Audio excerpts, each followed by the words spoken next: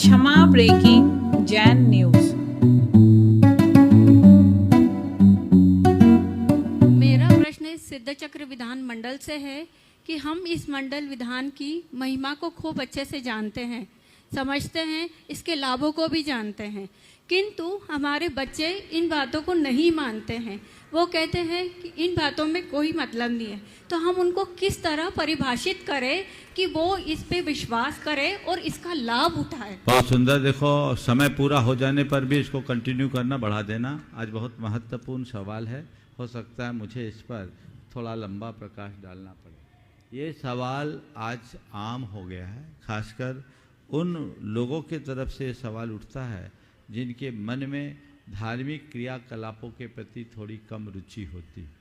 हमें धार्मिक कार्यों में पूजा पाठ करने में क्या रखा है, मंदिर जाने में क्या रखा हुआ है, इससे क्या होता है, जाप करने से क्या होता है, इस तरह के सवाल जब आप लोगों के सामने उठते हैं तब प्रायः उनको संयुक्तिक जवाब न मिल पाने के कारण वो लोग इनसे और दूर हो जाते हैं और कई बार तो वो लोग आप लोगों को परेशान भी करते हैं। मैं आप सबकी परेशानी को मिटा देना चाहता हूँ। अच्छा है आपने ये जो सवाल उपस्थित किया है, इस पर थोड़ा गंभीरता से समझना है।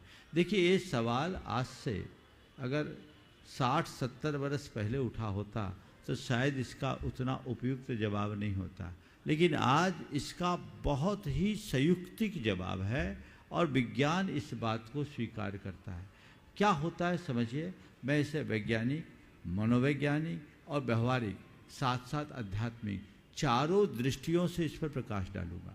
सबसे पहली बात, हम जब पूजा, प्रार्थना, उपासना, आराधना करते हैं तो क्या होता है, इससे हमारी भाव दशा बदलती है।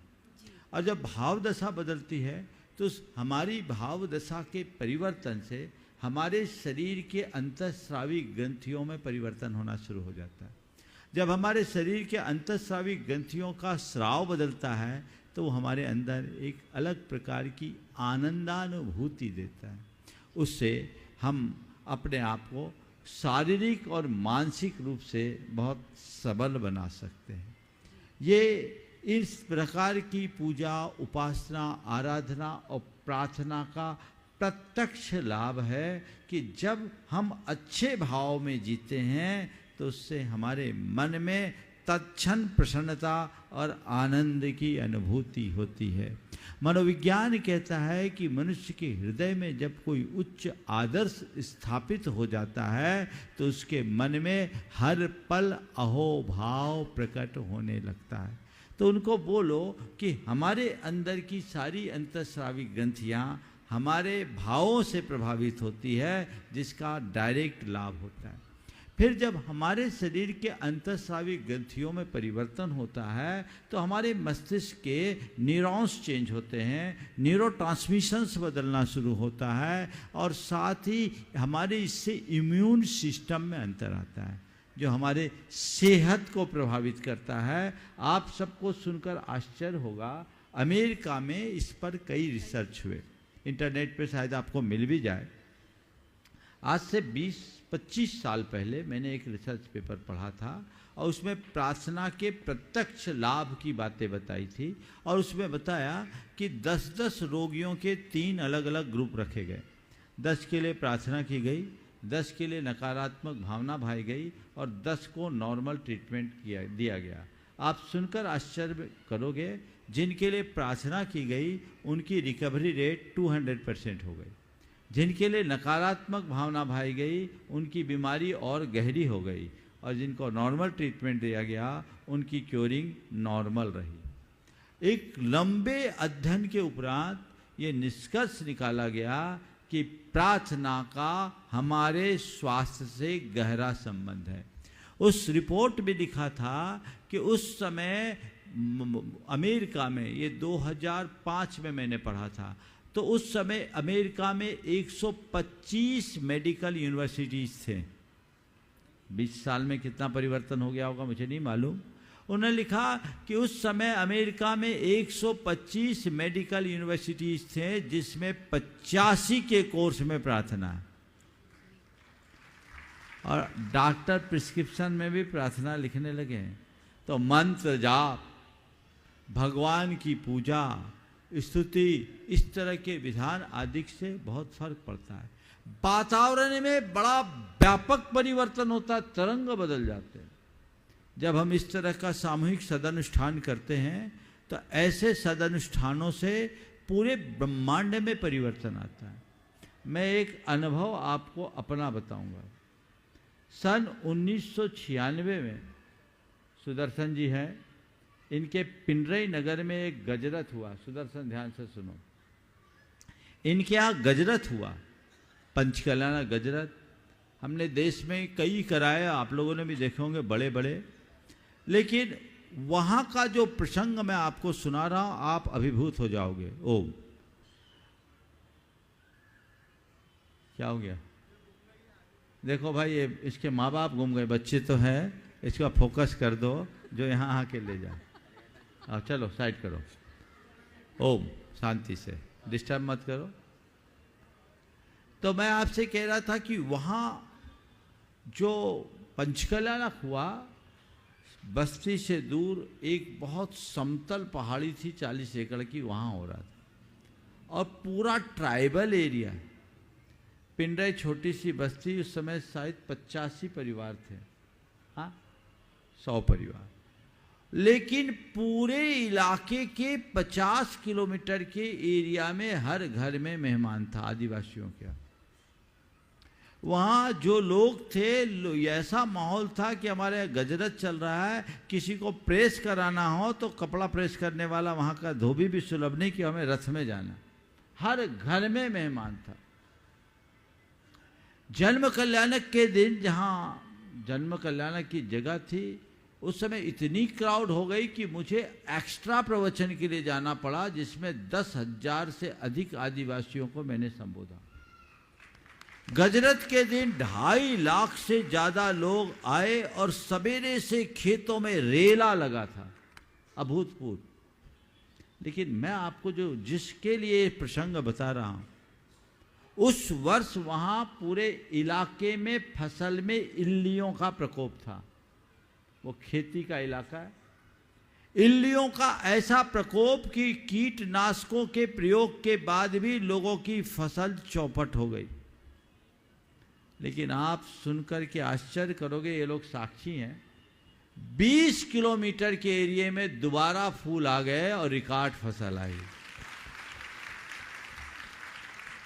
ये कोई किस्सा नहीं सुना रहा हूं, सुदर्शन खड़े हो जाओ तुम, ये प्रमाण है उसको।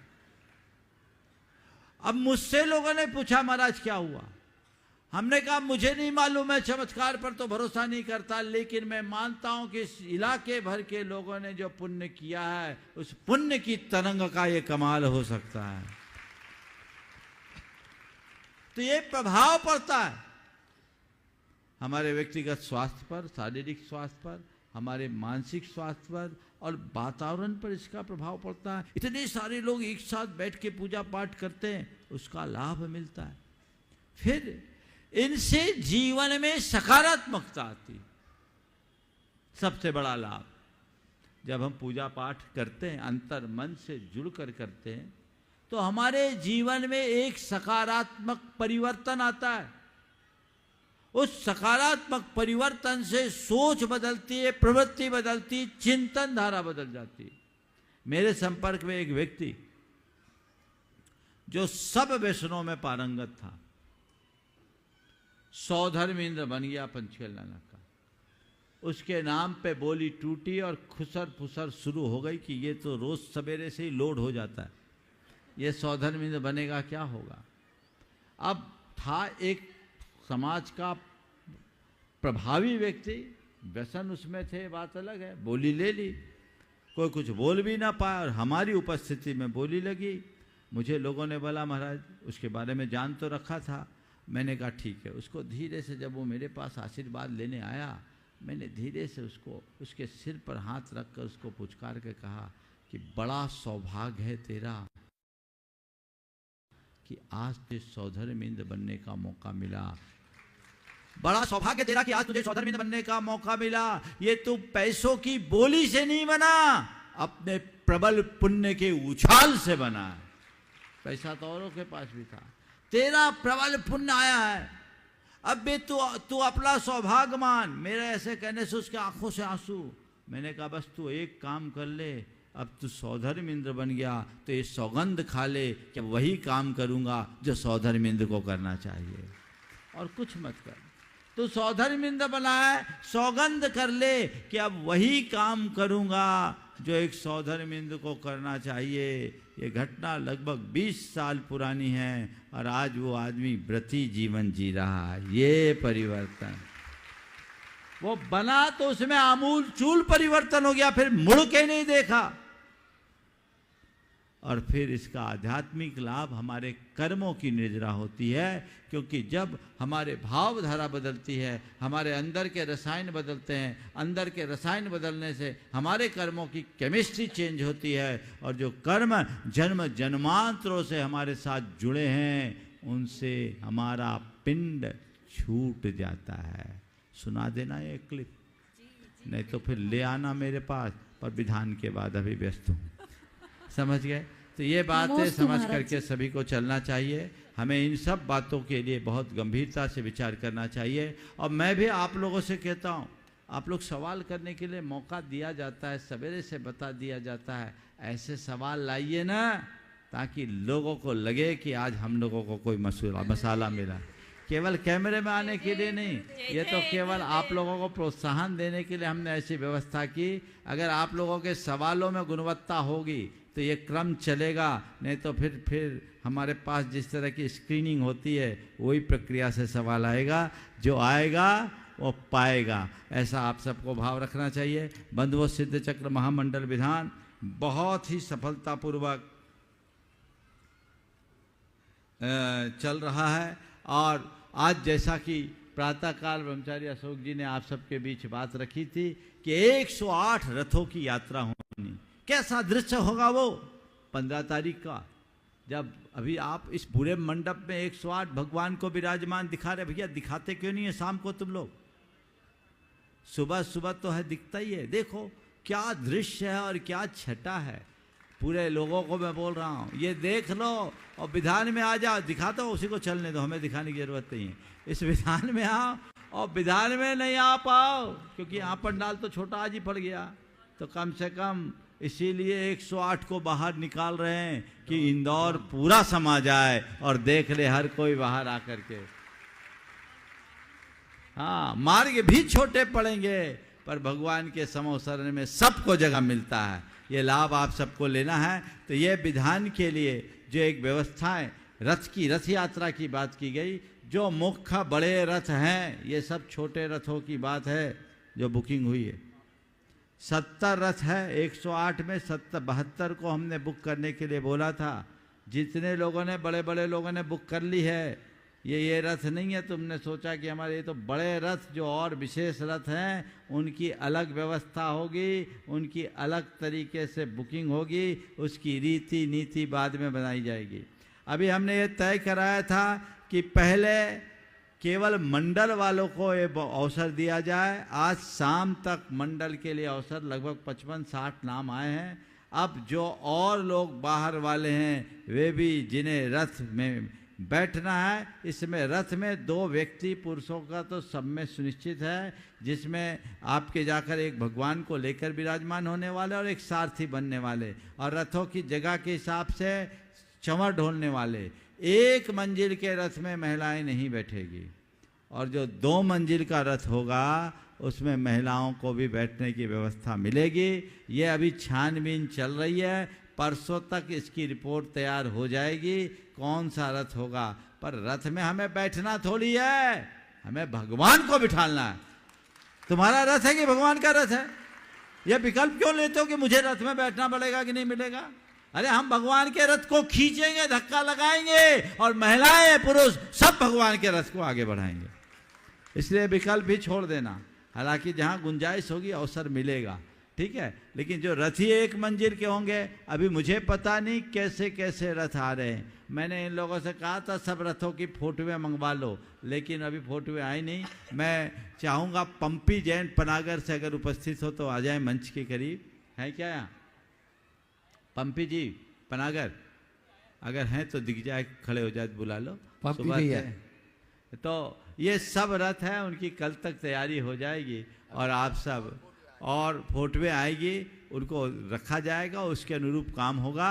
लेकिन हमें तो एक ही काम करना है, ये ऐतिहासिक अवसर है, इसमें अपना तन मन धन सब समर्पित करना है। ये इंदौर नगर का सौभाग्य होगा जिसमें सभी धर्म और परंपरा के लोग सम्मिलित होंगे और अपनी श्रद्धा भाव को अभिव्यक्ति देंगे। इसलिए वैसी व्यवस्था को आप बना करके चलेंगे। आज